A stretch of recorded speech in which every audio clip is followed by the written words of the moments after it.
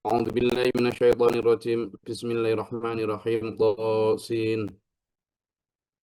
Sama ya. Ini adalah satu di antara sekian banyak Fatihus Suwar. Ayat-ayat sebagai pembuka surat yang hanya Allah yang tahu maknanya. Sama dengan Yasin, sama dengan Toha, sama dengan Nun, Qaf, Alif Lam Mim, Alif Lam Ra, sama dengan Alif Lam, Mim, Ro, Kaf, Ha, Ya, Ain, Sod, dan seterusnya. Tilka ayatul Qur'ani wa kitabim mubin. Inilah ayat-ayat Al-Quran dan kitab yang jelas. Ayat-ayat Al-Quran mungkin orang bisa ya ngikuti karena memang dibacakan. Tapi kalau inilah kitab, yang namanya kitab itu kan harus ada sesuatu bersifat fisik wujudnya ya. Kertas, kulit, apalagi papan, kayu yang ada tulisannya lah. Karena Al-Quran itu artinya bacaan. Ya, apa? Bacaan. Al-Quran itu artinya apa? Bacaan. Berarti sesuatu yang bisa dibaca. Yang namanya dibaca kan, membaca itu pakai apa? Melihat toh. Melihat dulu baru dengan lisan kan gitu. Kalaupun misalnya enggak melihat orang ini dengan braille, dengan apa? Huruf braille, huruf yang diraba. Ini ada sesuatu yang wujud. Nah, pada saat Allah menurunkan ayat ini, misalnya bahkan ya sama dengan Al-Baqarah di awal itu, tidak ada wujudnya itu. Di depannya Rasulullah Muhammad SAW tidak ada wujud apapun. Tilka inilah ayatul Quran. Inilah bacaan. Ayat-ayat Al-Quran yang bisa dibaca. Wa kita mubin dan kitab yang jelas. Kata orang yang nggak percaya, jelas apanya? Mana? Muhammad. Coba bisa kita bayangkan betapa beratnya Rasulullah Muhammad SAW tugas untuk meyakinkan umat itu. Meyakinkan sesuatu yang tidak ada, dibilang mubin, jelas. Padahal yang dimaksud mubin di sini bukan tentang jelas wujud tulisannya, tapi jelas artinya, jelas maknanya, jelas benarnya, jelas faktanya. Nah itulah, berapa kali jelas tadi. Jadi jelas maknanya, jelas maksudnya, jelas faktanya, jelas benarnya. Itu. Kenapa ya? Karena misalnya berkisah tentang, ya dari sisi kisah, Quran itu berisi kisah, berisi doa, berisi hukum, kan itu. Tentang kisah saja. Waktu itu belum ada yang mengatakan bahwa jasad Fir'aun itu masih tersimpan utuh di dalam lautan. Belum ada waktu itu yang mengatakan begitu. Nah, Quran menyatakan itu tentang kisah. Jelas, jelas apa? Jelas benernya. Meskipun saat itu belum terbukti. Lalu misalnya bicara tentang fakta. Quran menceritakan tentang bagaimana proses kejadian manusia. Mulai dari alaqah, mudgham, mulai dari segumpal darah, kemudian segumpal daging, dan seterusnya. Itu meskipun waktu itu nggak dipercaya, tapi ratusan ribuan tahun kemudian terbukti secara ilmiah. Nah, itu fakta. Jadi jelas secara fakta. Jelas secara tujuan. Quran jelas tujuannya. Yukhrijunan nas minadh dhulumati ilal nur. Mengeluarkan manusia dari kegelapan menuju cahaya terang. Iya. Sebelum datangnya Quran, manusia dalam kegelapan. Mulai dari pola relasi yang menganggap perempuan adalah aset, dikeluarkan itu dari kegelapan itu menjadi sangat menghormati perempuan, mulai dari ketidakadilan dalam hukum waris, lalu diteluarnya. Ya, tujuannya jelas, mengeluarkan manusia dari kedoliman. Dulu yang perempuan anak-anak dibunuh karena dianggap aib. Itu kan kegelapan tuh. Nah, tujuan Al-Quran datang jelas. Lalu kejelasan makna. Seperti dalam terangkan dalam surat Ali Imran, bahwa Quran ini penuh dengan ayat-ayat yang muhkamat, yang jelas maknanya, jelas arahnya. Dan hanya sedikit yang mutasyabihat, yang sedikit sekali yang sifatnya ragu. Nah, tetapi orang malah ibtigho at-ta'wili wa ibtigho fitnah. Kebanyakan orang yang fi qulubihim maradun, yang di dalam hatinya ada penyakit, itu malah mencari yang fitnah, mencari yang tidak jelas di dalam Al-Quran. Padahal Quran itu sudah jelas, jelas secara makna, jelas secara fakta, jelas secara tujuan, dan jelas secara kebenarannya. Ya, baik kebenaran tentang bukti-bukti kekuasaan Allah di langit, misalnya menerangkan tentang adanya lautan yang bertemu, yang satu asin, yang satu air, adanya sungai di dalam lautan yang terpisah airnya. Ternyata baru dibuktikan beberapa ribu tahun kemudian.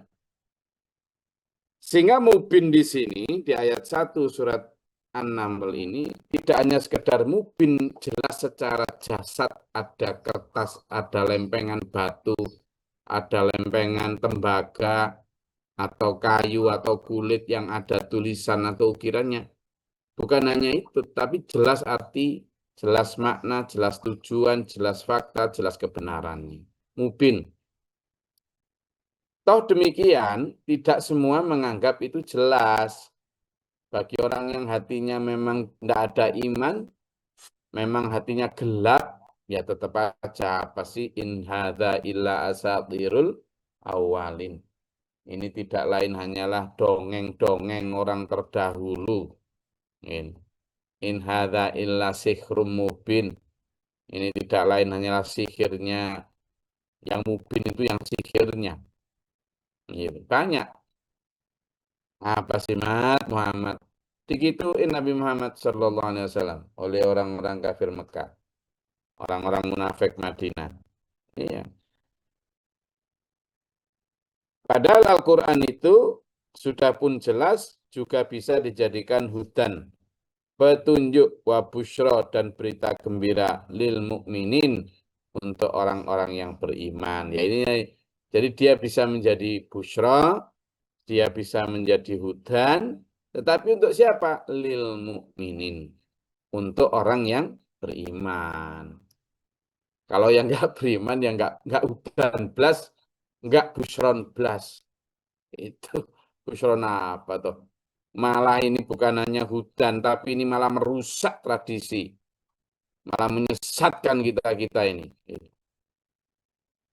Kan ada itu ayat yang begini malah. Seandainya kita tidak teguh imannya, pasti kita disesatkan oleh Muhammad. Itu malah. Jadi, iya, ada kalimat ingkada yudiluna itu.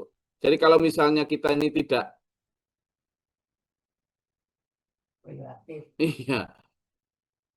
Jadi kalau kita tidak prihatin lah, ya kita jadi ingkada yudiluna an alihatina gitu kan. Jadi kalau kita tidak benar-benar prihatin,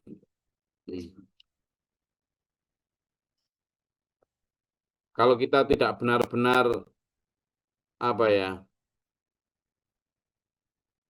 berpegang teguh pada keimanan kita, kalau kita tidak benar-benar sabar dengan agama kita, gitu kan. Coba dibuka tuh dalam surat Al-Furqan ayat 42.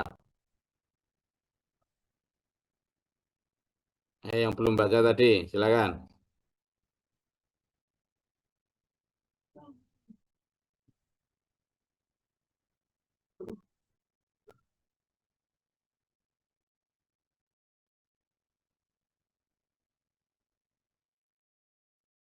Dipanggil Al-Furqan ayat 42. Izin Mas. A'udzubillahi. Bismillahirrahmanirrahim. Sesungguhnya hampir saja dia Nabi Muhammad menyesatkan kita dari sesembahan kita. Seandainya kita tidak tetap bertahan menyembahnya, kelak mereka akan mengetahui pada saat melihat azab siapa gerangan yang paling sesat jalannya. Sadaqallahul-adzim. Nah, itu kan katanya, seandainya saja kita ini tidak sabar pada keimanan kita. Padahal dalam surat An-Naml ini, Quran itu malah hudan petunjuk yang mengeluarkan manusia dari kezaliman menuju cahaya. Tapi dia malah justru, wah untung kita ini bertahan dalam keimanan kita. Seandainya saja kita tidak sabar, pasti Muhammad akan menyesatkan kita, katanya. Loh, ya gitu kan? Jadi sudut pandang yang benar-benar berbalik total itu loh, dulur. Manusia itu. Jadi bagaimana kita menempatkan diri? Makanya saya sering sampaikan sama sampean semua. Seandainya kita ini hidup di masanya Nabi Muhammad gitu loh. Kita ini Abu Bakar, Abu Jahal itu loh. Itu yang sering saya sampaikan. Kenapa? Ya karena hal semacam ini. Al-Furqan ini jelas menyatakan ya. Al-Furqan yang barusan kita baca tadi. Bagaimana mereka ketika diajak untuk beriman, lalu ada sebagian yang mau tuh beriman tuh, kayak Umar, Khalid bin Walid. Tapi ada yang masih kekeh. Kekeh enggak mau beriman, enggak mau bener wis. Enggak mau percaya sama Nabi Muhammad. Nah, orang-orang yang enggak mau percaya ini merasa bahwa mereka berpegang teguh pada kebenaran. Untung saja kita tidak tersesat seperti Umar, seperti Khalid bin Walid, seperti Abu Bakar yang keluar dari agama nenek moyang, yang sudah tidak melaksanakan tradisi itu. Kita ini untung saja, laulah ansobarna. Jadi mereka merasa seandainya saja kita tidak sabar. Jadi mereka itu merasa bahwa apa? Eh, Nanti akan disampaikan di ayat selanjutnya. Mereka merasa bahwa berada dalam kebenaran. Maknanya dalam surat Al-Baqarah itu disampaikan di sana ya 11 sampai 13 itu kan. Itu kan di sana disampaikan. Ketika mereka dibilang, "Le, kamu itu jangan gitulah. Kamu tuh berada dalam kesesatan, kebodohan lo ya oh kita ini innama nahnu gitu. Kami yang dalam kebenaran itu gitu. Seandainya kita tidak sabar gitu ya mesti ikut kamu itu Muhammad sama teman-temanmu yang nggak jelas itu. Begitu. Nah, kenapa sampai mereka begitu? Di sana disebut nanti akan disama di ayat yang selanjutnya itu ketika mereka di ayat yang keempat. Jadi Quran akan menjadi petunjuk, menjadi busyron. Kenapa menjadi busyron? Karena dengan Al-Quran inilah manusia kemudian mengerti bahwa jika sampean dan saya mau menyerahkan kehidupan kita di dunia ini untuk Allah, untuk agama, untuk Rasulnya, maka akan ada balasan yang besar di sisi Allah. Kalau kita di sini mau mengikuti agama Allah, untuk wanahan nafsa anil hawa, untuk tidak ikut berlomba-lomba terhadap hedon dunia, maka kata Allah, Allah akan nutihi ajrun. Allah akan memberikan balasan yang setimpal di akhirat nanti. Busyron, kabar gembira bahwa betul-betul beriman di zaman ini, di dunia ini, tak akan sia-sia. Pasti akan gitu ya. Nah, ini yang perlu kita sama-sama resapi, bahwa apakah Quran ini menjadi busyra ataukah malah menjadi kabar buruk. Nah, kadang kita masih disentuh penyakit ya, ketika ada ayat-ayat yang itu menyinggung perasaan kita, yang menyoroti perilaku kita. Kadang kita tidak terima tuh, ya kan? Wah ini, ya, padahal harusnya malah menjadi busyra, tapi bagi yang hatinya ada penyakit, seperti diterangkan dalam banyak ayat di surat Al-Baqarah awal tuh, kan gitu. Ada orang-orang yang ketika mendengar ayat-ayat Al-Quran malah ya ja'aluna asabi'ahum, ya gitu. Kan ya ja'aluna asabi'am fi adani minas sawaikim hadaral maut. Jadi mereka menjadikan jari-jarinya untuk menutup telinganya. Nggak mau denger. Boro-boro menjadi busyra atau kabar gembira.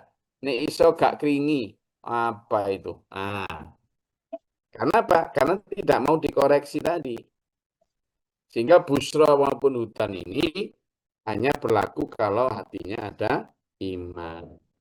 Siapa mereka? Alladzina yuqimuna sholata. Mereka yang menegakkan sholat wa yu'tuna zakata. Dan yang menunaikan zakat. Sudah zakat semua, dulur? Ya. Sudah bayar zakat semua, baik zakat nafas maupun zakat mal. Sampun sedaya. Hitungannya gimana? Dihitung sendiri atau dihitungkan yang ahli tentang zakat mal? Untuk zakat fitrah udah jelas, semua hampir bisa. Ayo, inilah kalau kita melaksanakan zakat, menunaikan zakatnya, dihitung yang benar. Jangan sampai ada yang tercecer di dalam harta kita hak orang lain. Hakul lil mahrum, hakul lil sa'ilin. Ya kan? Kira-kira tapi lebih itu gimana, Gus? Gimana Pak Dul? Kalau kira-kira tapi lebih itu gimana? Ya nggak apa-apa, itu masuk sodako. Lebih kan udah dewe kok malah getun. Oh, balik Kata, lagi. kata bule ini yang fitrahnya belum katanya. Oh iya. Jadi dikira-kira, jangan dikira-kira, enak enak dipastiin saja. Ayo Pak Pujianto, sudah bayar zakat belum? Semuanya nih. Pun Ya, Gus. bukan zakat fitrah ini, zakat mal ini. Dihitung, benar-benar dihitung. Ayo, terutama yang punya zakat, yang punya pertanian, peternakan, itu zakatnya beda loh, dengan bukan 2,5% loh. Nah, ya, jadi itu harus, kalau kita mempelajari ini, alladzina yuqimuna sholata, insya Allah dulu-dulu sudah menegakkan sholat. Nah, yang mayu'tuna zakat ini, ayo semuanya Pak Tresno yang punya Gunung Bukit Suharto, itu Belum zakatnya dari Bukit Suharto udah bayar belum? Jadi kalau di zaman Nabi itu ada tim task force yang penegak zakat tuh, datangi tuh semua orang, didata tuh, itu nggak mau bayar zakat, oh kamu melawan pemerintah waktu itu, kan gitu. Sekarang kan nggak ada, makanya tak teriakin ini supaya sama-sama nanti lepas dari ancaman siksa ya. Jangan sampai ada harta orang lain di harta kita. Istilah Quran begitu. Jadi ada hak orang lain dalam harta kita. Itu yang di kan beda itu. Beda konsepnya. Jadi ada hak orang lain dalam harta kita. Itu artinya berarti ini bukan harta kita gitu loh. Jadi kita jangan merasa kayak memberi. Itu bukan harta kita. Allah menitipkan kamu misalnya ya. Allah menitipkan kamu harta, misal ini bukan angka beneran, misal uang 1 juta, dan misalnya itu sudah masuk haul. Ini misal bukan angka sebenarnya. 1 juta. Berarti kalau sudah mencapai haul 1 juta, nisabnya sudah mencapai, itu bukan hartamu semua 1 juta itu. Hartamu cuma 900.000 sekian. Gitu loh. Jangan merasa 1 juta, sehingga ketika dikurangi sekian persen, itu kamu jangan merasa berat, juga jangan merasa bahwa itu memberi. Karena memang itu bukan hakmu. Haknya siapa? Ya hak orang-orang yang memang sudah ditentukan Allah. Kamu tak kasih harta sekian, tapi itu bukan milikmu semua loh ya. Karena ada hak orang yang ini. Nah, itu yang disebut dalam Al-Quran sebagai 8 asnaf itu. Jadi, ada hak orang lain dalam harta kita jika kita memang sudah mencapai nisab yang ditentukan oleh Al-Quran. Gitu. Coba kalimat hak itu jelas banget. Coba dibuka di surat Az-Zariyat ayat 19. Az-Zariyat ayat 19.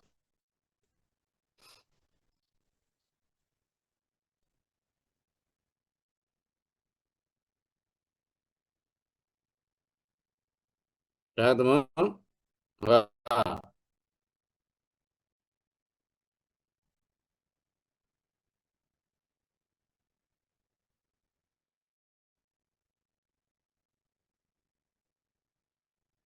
Az-Zariyat ayat 19.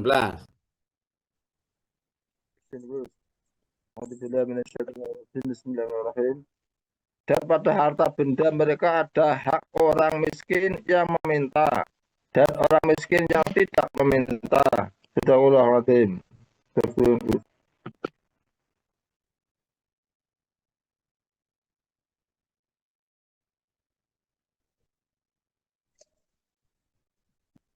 Nah, itu. Jadi jelas kalimatnya.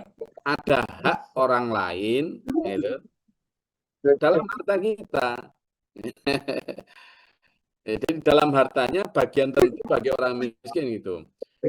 Ya. Halo, supaya jelas. Lalu buka juga tuh. Dalam itu kan, alhamdulillah. Jadi di situ jelas. Hakun, ada hak orang lain.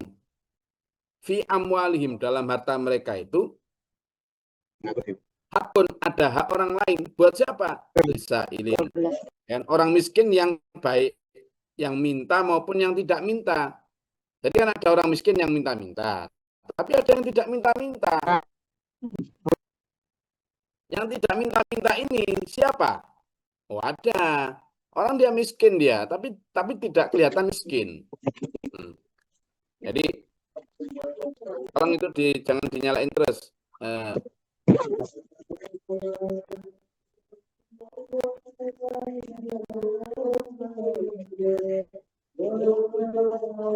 Halo? Kan di situ kalimatnya, tolong Lampung jangan dinyalain ya. Jadi kalimatnya di situ, hakun, ada hak orang lain fi amwalihim, dalam harta mereka, lisailin, baik orang miskin yang minta maupun yang makhluk yang tidak minta. Kalau miskin yang minta udah jelas, tapi miskin yang tidak minta itu yang siapa? Nah, ini coba dibuka di surat Al-Baqarah ayat 273. Silakan. Orang miskin yang tidak minta. Nah, itu yang harusnya sama kasih malah justru kan? Coba dibuka surat Al-Baqarah 273. Wah, Lampung ini kepecet terus nih. Tidur kayaknya ini Lampung ini. Ayo silakan. Al-Baqarah 273. Kan kalimat dalam surat Al-Zariyat 19 tadi, ada hak orang lain dalam hartamu, baik orang miskin yang meminta maupun miskin yang tidak meminta. Nah, orang yang miskin tidak meminta seperti apa? Nah, buka di Al-Baqarah 273. Bon, Bismillahirrahmanirrahim. Apa yang kamu lakukan adalah untuk orang-orang fakir yang terhalang usahanya karena jihad di jalan Allah, sehingga yang tidak dapat berusaha di bumi orang lain yang tidak tahu menyangka mereka adalah orang-orang kaya karena mereka menjaga diri dari meminta-minta. Engkau Muhammad mengenal mereka dari ciri-cirinya. Mereka tidak meminta secara paksa kepada orang lain. Apapun harta yang baik yang kamu infakkan, sungguh Allah Maha mengetahui. Jadi ada orang yang karena berjuang di jalan Allah, sehingga waktunya hampir habis untuk berjuang di jalan Allah, sampai tidak sempat dagangan, tidak sempat apa. Halo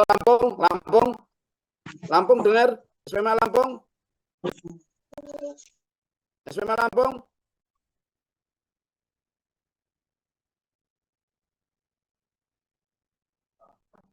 Jadi ada orang-orang yang karena berjuang di jalan Allah, sehingga sampai dia itu nggak sempat dagang, nggak sempat ya. Wah, Lampung ini nanti tak.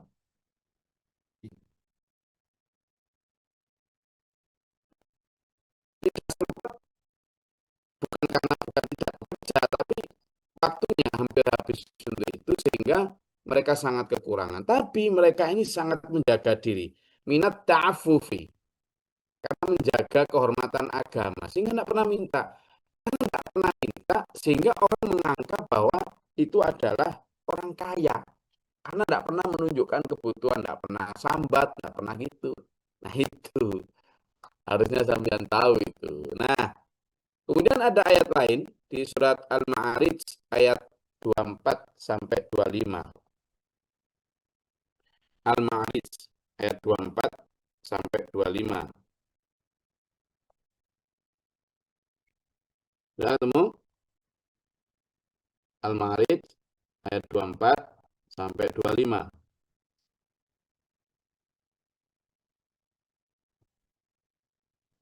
Oke?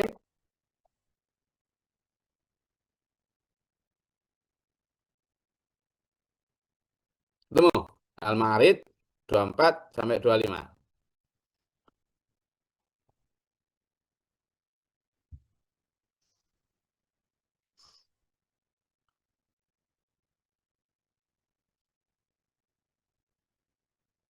Nah, silakan Pak Farul.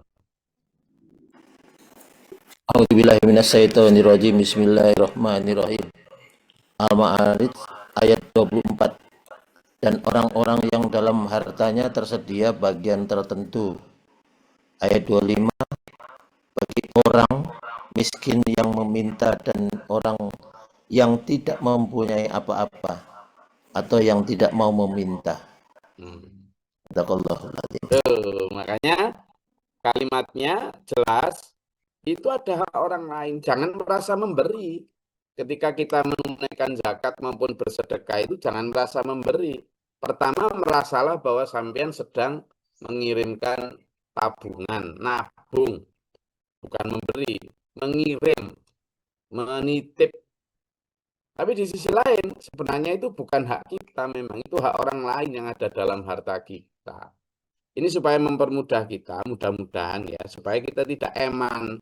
Karena setan itu kan dalam surat Al-Baqarah disebutkan a'udzubillahi minasyaitonirrajim, asyaitonu ya'idukumul faqra wa ya'murukum bil fahsya. Setan menakut-nakuti manusia miskin sehingga pelit, padahal sebenarnya itu bukan hartamu, wong itu hanya Allah titipkan ke kamu, sebagian untuk kamu ya silakan kamu nikmati, tapi sebagian itu sebenarnya milik orang lain.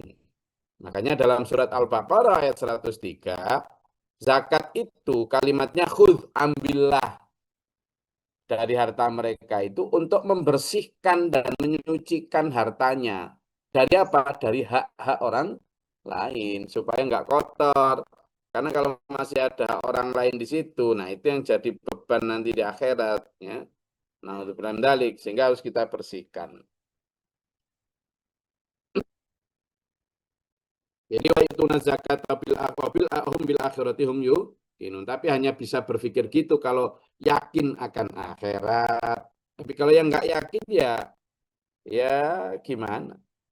Innal ladzina la yu'minuna bil akhirati zayyana lahum a'malahum fahum ya'mahun. Nah, ini yang kemarin, yang tadi kita, bukan kemarin, tadi itu kita bahas betapa orang-orang yang tidak beriman itu mereka merasa bahwa perbuatan mereka baik.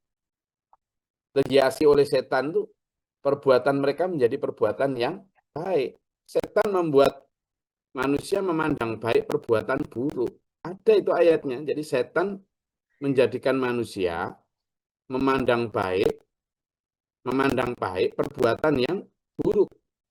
Gitu loh. Itu kan jadi kayak semacam mereka ini nggak tahu. Itulah kenapa satu di antara tugas kita sebagai pendakwa itu menjelaskan. Jadi setan bisa membuat manusia melihat baik perbuatan buruk. Coba dibuka di surat Al-Hijr ayat 39. Surat Al-Hijr ayat 39. Namun ketemu Al-Hijr ayat 39.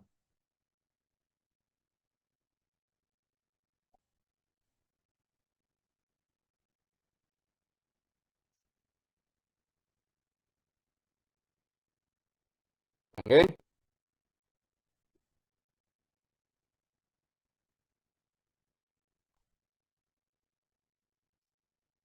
Oke. Oke. Al-Hijr ayat 39. Izin Gus. Bismillahirrahmanirrahim. Surat Al-Hijr ayat 39.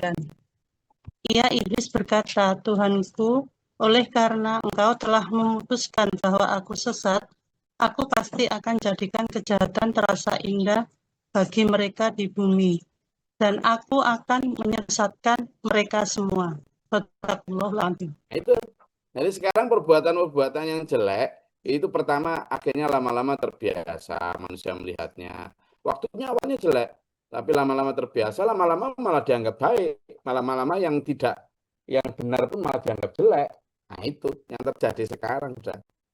Padahal mereka itu fahum ya'mahun. Zayyana lahum amalahum, dibiasi perbuatan jelek mereka, tapi mereka kemudian makin terombang-ambing dalam kesesatan. Ulaikal ladzina lahum su'ul adzab. Mereka itulah yang mendapat sisa yang jelek. Wahum bil akhirati humul akhsarun, dan mereka di akhirat yang sangat merugi. Wa innaka latulaqal Qur'an millatun hakim. Sungguh engkau telah diberi Al-Qur'an dari sisi Tuhan yang maha bijaksana lagi maha mengetahui. Idza qala Musa li ahli anni anastu naran sa'atikum minha bi khabarin aw atikum bi shihabin qabasil la'allakum tasqalun. Nah, ini ceritanya kemudian bergeser ketika Nabi Musa setelah di Nabi Syu'aib sekian tahun, kemudian bermaksud untuk mengembara kembali, mencari daerah yang baru. Nah, di tengah jalan bersama keluarganya, dari kejauhan melihat ada sinar terang. Karena Nabi Musa mengatakan pada keluarganya, kamu tunggu di sini, aku akan lihat itu ke tempat api itu. Mungkin di sana aku bisa dapat kabar, entah itu perkampungan atau apa, atau aku nanti bisa membawakan kita untuk obor atau suluh untuk kita bisa menghangatkan diri. Nah, kisah selanjutnya insya Allah kita lanjutkan besok. Oke, sampai di situ ada yang mau disampaikan, silakan.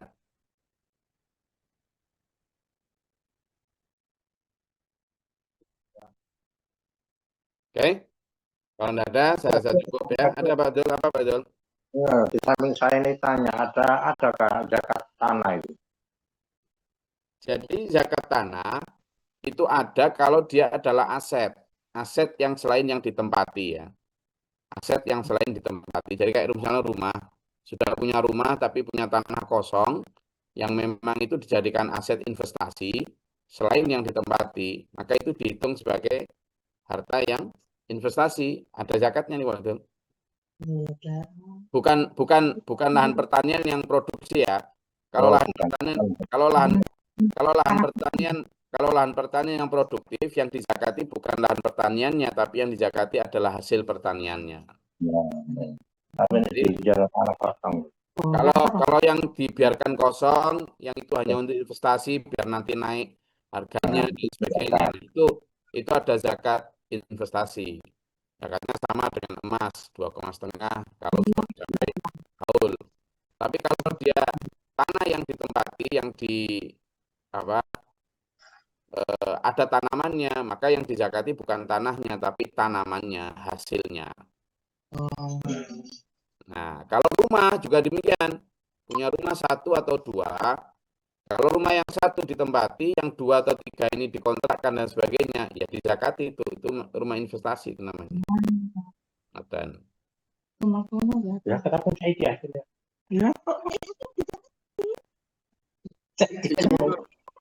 ya, Bu Kemala.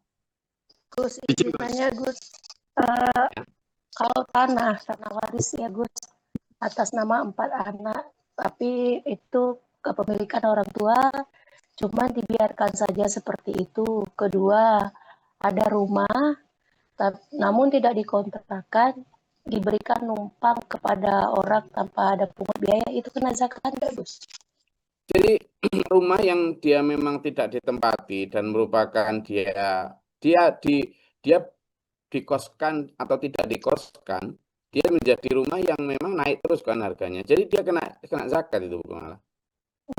Dia kena zakat. Nah, untuk yang 4 anak tadi orang tua sudah meninggal. Orang tua sudah meninggal. Nah, harusnya itu langsung dibagi waris menurut Islam, sehingga zakatnya sesuai dengan bagian masing-masing. Karena jauh di kampung. Okay. Karena kalau dia sudah mencapai nisab, ya memang harus dizakati. Demikianlah aturan dalam Islam. Itu kalau dizakati kena ke 4 ya anak tersebut atau bagaimana Gus? Apa hanya dibebankan kepada anak laki-laki? Bukan. 3 anak perempuan. Tidak. Jadi sebenarnya kalau kalimatnya walidzakari mithlu hadzil untsayain, kalau anak perempuan berapa, anak laki-laki berapa, maka harusnya dibagi dulu kan, idealnya dibagi dulu, kemudian zakatnya mereka masing-masing gitu. Yang laki ya sesuai bagiannya perempuan. Tapi kalau misalnya masih jadi satu kayak gitu, ya nanti zakatnya juga dibagi menurut sistem waris tuh. Gitu. Okay. Iya, terima kasih Gus. Okay. Apa Pak Tres? Gus. Dari Ijen. Pak Tres dulu, habis itu Bu Ririn. Pak Tres. Oke. Kalau dari pertanian kan hitungan zakatnya kan dari hasil produksi itu ya Gus. Terus kemudian kalau punya penghasilan dari pertanian dan di luar itu juga punya penghasilan di profesi lain. Misalnya kayak saya ini kan di dunia fotografi yang percetakan misalnya. Itu zakatnya dari hasil omset atau setelah keuntungan omset? Jadi yang namanya profesi itu dihitung dari gaji gross. Misalnya ya, saya gaji sebagai dokter nih. Misalnya saya kan dokter nih, sama anak pasien semua toh. Jadi saya dalam 1 tahun hasil saya misalnya 150 juta. Itu misalnya. Lalu kita hitung tuh 150 juta kan. Apakah emas 90 gram itu, emas 90 gram itu harganya berapa sekarang? Ini Bu Gusnul. Bu Gusnul ada yang Bu Gusnul? Bu Gusnul tukang emas. Hadir. Nah, harga emas sekarang berapa? 1,5. Kalau 1,5 juta. Berarti dikalikan 90 gram kan? Nah, itu. Jadi sekitar berapa tuh? 130 juta. Kalau saya punya uang 150 juta, sudah ngendon selama 1 tahun itu, penghasilan saya sudah segitu, ya saya wajib zakat. Sama dengan Pak Tres. Kalau dia fotografer apa segala macam, kalau dihitung gross misalnya 1 tahun segitu, nggak ada dikurangin ini dulu. Gross selama itu, kemudian diambil zakat 2,5%. Nah, itu beda dengan sampean juga punya pertanian, nanti ada zakatnya sendiri. Berapa Bu Gusnul sekarang emas harga? 2.600.000, jadinya kalau 90 gram 234 juta. Nah, saya mau dikirimi Bu Gusnul 252 juta. Itu, gitu Pak Tri. Jadi saya punya pertanian, saya juga punya profesi lain, ya ada zakatnya masing-masing. Loh kok banyak? Lah saya minta kepada Allah banyak, kok nggak mau mengeluarkan banyak. Hasil profesinya itu 1 tahun dulu ya Gus? Ya 1 tahun, akumulasi 1 tahun. Karena zakat profesi itu jumhur ulama menyatakan dikiaskan dengan zakat emas. Di zaman lalu nggak ada zakat profesi itu. Zakat profesi baru dihitung kalau dia sudah mencapai nisab dan mencapai haul seperti nisab dan haulnya emas. Tuh. Ada orang yang tidak pakai akumulasi dia. Ada orang yang menzakatkan profesi itu hampir disamakan dengan zakat pertanian. Ada juga. Ada juga. Misalnya, dia gajinya 10 juta per bulan gitu ya. Maka dia merasa bahwa saya ini kayak panen. Panen saya adalah sebulan sekali. Maka saya samakan dengan pertanian. Pertanian kan gini gitu. Tapi dia mengambil tengah. Zakat pertanian kan 5% atau 10%. Dia mengkiaskan nisabnya sama dengan pertanian, yakni 600 sekian kilogram beras. Tapi untuk kadar zakatnya dikiaskan ke emas, yakni 2,5%. Ada yang gitu. Jadi per bulan dia bayarnya. Ada juga. Gitu. Boleh, boleh. Maaf, Ya, Gus, mau Gus. Burin dulu tadi. Izin, Gus. Ya, Izin, Gus. silakan. Kalau seandainya zakat fitrah itu kan kita sudah setorkan ke petugasnya. Tapi kalau zakat mal tuh, kalau saya ini pribadi ini mohon izin, saya salurkan sendiri pada orang-orang yang memang menurut saya berhak menerima. Tapi kadang Gus, enggak per tahun kami keluarkan, tapi bulan-bulan kapan aja sempatnya kami punya lebih rezeki gitu. Gimana itu hukumnya Gus hitungannya? Jadi zakat itu memang macam-macam, Burin. Kalau zakat tahunan itu zakat yang dikiaskan dengan zakat emas.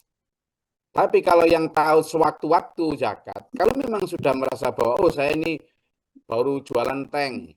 Nah, ini Pak Prahit kan Pak Prahit ini kan jualan tank, jualan panser, jualan gitu kan. Nah, ternyata begitu sekali jualan itu ya sudah melampaui kadar emas, ya sudah melampaui kadar pertanian, terus kepingin zakat, ya boleh. Gitu. Karena apa? Karena zakat profesi itu atau perdagangan itu sama juga. Itu kan zakat perdagangan tuh. Zakat perdagangan dan sendiri tuh. Jadi dia bukan per tahun tuh zakat perdagangan tuh. Tapi dia sama kayak apa? Pertanian. Dikiaskannya dengan sekali laba itu berapa gitu. Nah, berarti sekali pendapatan tuh kita keluarkan sekian persen gitu ya, Gus? Kalau sudah mencapai nisab. Oh gitu. Kalau sampean misalnya penjual garam sehari labanya 50.000 yang nggak usah zakat, nggak mencapai nisab kan. Gitu. Itu kenanya adalah sedekah. Makanya Pak Gubernur ngasih standar iman ABC itu kan biar orang yang miskin pun tetap bisa tangan di atas, nggak selalu tangan di bawah. Itu meningkatkan harga diri dan dignity-nya itu. Jadi terkait disedekahkan sendiri, boleh saja, Burin. Boleh saja. Tetapi memang fungsi amil itu adalah memberi pemerataan dan keadilan. Saya ulangi, fungsi amil itu adalah pemerataan dan keadilan. Misalnya ya, ada sama-sama orang miskin nih. Orang miskin yang biasanya kita kasih, kita yang sendiri. Orang miskin ini orang lain yang tidak hanya miskin tapi juga sakit. Tapi kita tidak tahu tuh. Nah yang tahu siapa? Amil tuh. Itu. Sehingga orang miskin yang sakit ini jauh lebih prioritas daripada orang yang miskin tapi sehat ya. Kemudian juga misalnya, ada anak yatim nih yang kita beri. Padahal yatim itu tidak ada loh dalam Nasnab. Misalnya nggak apa-apa, kita ambil miskinnya dia, yatim tapi miskin. Dia yatim, tapi sudah banyak orang kasih. Tapi kita suka ngasih orang yatim, kita kasih tuh. Tapi sebenarnya di sisi lain, ada masjid di tempat lain, yang itu fisabilillah ya. Fisabilillah yang hampir roboh tuh, untuk perjuangan agama itu. Bukan masjid. Tapi ada sekelompok orang miskin nih. Tapi kalau ini nggak kita tolong, ekonomi oleh agama lain dan akan masuk agama lain. Mereka jauh lebih mendesak untuk diberikan. tahu seperti ini biasanya amil lebih tahu informasi karena jangkauannya lebih luas, misalnya ke seluruh Indonesia atau ke seluruh Bali atau ke seluruh gitu. Nah, itulah pentingnya kemudian kita amil. Itu tidak dilarang dan boleh saja disalurkan sendiri. Begitu, Ren. Oke, terima kasih Gus. Oke, Silakan Bu Rahma. Bu Rahma tadi. Halo? Ya, Gus. Ya, gimana? Saya ingin bertanya tentang zakat rumah ya. Rumah waris yang sudah saya berikan kepada anak-anak. Kemudian rumah itu tidak dijual karena masing-masing sudah punya rumah gitu. Itu apakah juga termasuk yang harus dizakatkan? Kalau ya setahun sekali seumur hidup atau Jadi, tiap tahun? meskipun rumah itu belum dijual, tetapi rumah itu dihargai sesuai harga sekarang. Kalau rumah itu memang tidak ditempati dan menjadi investasi, maka tetap dizakati kalau sudah mencapai nisabnya. Itu sama dengan jawaban saya ke buku Mala tadi. Jadi kalau itu hak siapa? Kalau sudah diturunkan ke anak-anak, ya berarti anak-anak yang bayar zakat tuh. Karena itu haknya anak-anak. Tuh, tapi kalau itu haknya Bu Rahma, maka Bu Rahma yang harus bayar zakat sesuai nisab dan kadarnya. Jadi, udah saya serahkan kepada anak-anak. Ya, berarti anak-anak Tetapi tuh ada, yang ya, tetapi ada anak satu yang apa namanya bersikeras untuk tidak menjual, sedangkan anak yang dua sebenarnya pengen menjual gitu. ya, jadi mereka menjual atau tidak menjual itu tetap ada zakat. Nah, ini ada pertanyaan lewat tulisan nih. Gimana zakat pertanian, peternakan? Zakat peternakan sesuai hadis itu, nisab zakat kambing itu 40 ekor. Kalau sudah mencapai 40 ekor, maka wajib zakat. Sedangkan sapi itu 30 ekor. Jadi zakat domba misalnya kambing ya, sama sudah punya 40 ekor nih. Selama 1 tahun sudah punya 1 ekor. Maka sampean zakat setiap 40 ekor sampai 120 ekor, itu 1 ekor kambing yang berusia 2 tahun. Atau domba yang berusia 1 tahun. Begitu terusnya. Kalau sudah 121 sampai 200, 2 ekor. Kalau 201 sampai 300, 3 ekor. 301 sampai 400, 4 ekor. Di atas 400 ekor, setiap penambahan 100 ditambah 1 ekor. Sementara kalau sapi, 30 sampai 39 ekor saman punya, maka saman harus 1 ekor tabi. Tabi itu anak jantan itu, atau betina yang umur 1 tahun. Nah, kalau 40 sampai 59 ekor, zakatnya 1 ekor musinah, yakni yang sudah anak sapi berumur 2 tahun, betina tapi. Kalau sudah dipunya 60 ekor, zakatnya 2 ekor. Tapi kalau sudah 70 ekor ke atas nih, maka zakatnya 1 ekor tapi dan 1 ekor musinah. Tuh. Lalu gimana kalau zakat itu hewan ternak yang untuk jual beli, bukan digembalakan, bukan yang untuk hasil susu atau anaknya. Zakatnya masuk zakat perdagangan, sama dengan emas, yakni 2,5% dari nilai total aset setelah 1 tahun. Nilai total aset loh ya, bukan itu, bukan omset, tapi aset. Ya, tapi syaratnya hewan itu tidak untuk membajak sawah atau menarik beban dan sebagainya. Dan siapa tadi yang tanya lewat tulisan tadi? Ini lo boleh nih. Apa omset dengan aset itu apa sebetulnya? Jadi kalau omset itu kan perputaran saja yang dihitung, betul. Jadi perputaran yang sedang diperdagangkan. Tapi kalau aset itu beserta semua. Itu. Oke. Ya, saya rasa itu sekilas. Dan percayakan kepada amil yang terpercaya supaya tidak sia-sia. Supaya kita bisa ngunduh nanti di akhirat. Oke. Saya rasa itu yang bisa saya sampaikan. Semoga Allah merahmati kita. Dalam surat al-mustaqim. Allahumma sholli wa sallim. Allahumma fil Allahumma atina fi man hadayta wa afina fi man afayta wa barik lana fi man Tabarak Rabbana wa ta'ala alhamdulillah wa qad nastaghfiruka wa natubu ilaik. Allahumma tafana al-bala wal wafa wa tanastina min syai'in setiap Rabbana. Rabbana la taj'alna fi al-ardh. Rabbana wa nafaktubna ma syahidin. Rabbana la tuzigh qulubana ba'da idh hadaytana. Rabbana wa la tuhammilna ma la taqata lana bihi wa fa'fu 'anna warhamna.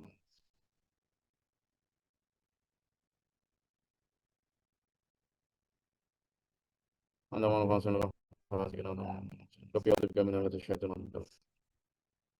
Rabbana ja'alna muslimin kaum qiratan dan sunnah terbaru.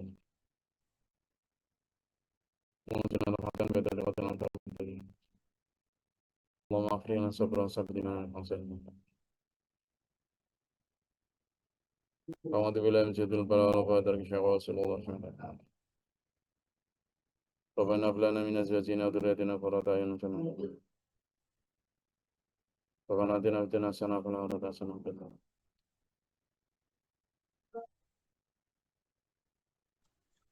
Bismillahirrahmanirrahim. Wassalamualaikum warahmatullahi wabarakatuh. Waalaikumsalam warahmatullahi wabarakatuh. Allahumma arhamna bil Qur'an. Waalaikumsalam.